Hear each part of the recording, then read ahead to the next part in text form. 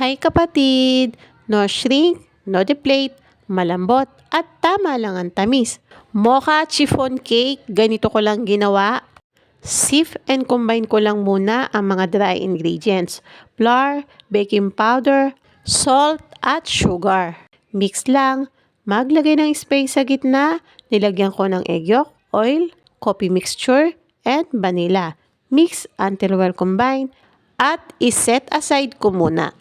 Sa merang, sa egg whites, add white vinegar, beat using electric mixer. Kapag ganito naka-white at foamy, add ko na ang sugar ng 2 to 3 batches at ibinibit ko hanggang ma-reach ang medium peak.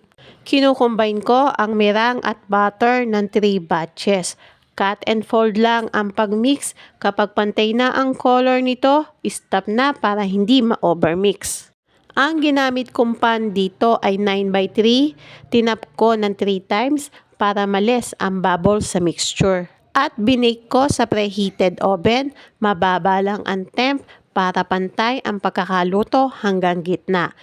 Pinapalamig ko muna bago alisin sa pan at lagyan ng frosting. Yun lang. Sana'y makatulong sa inyo ang bidyong ito. Thank you for watching. Bye-bye!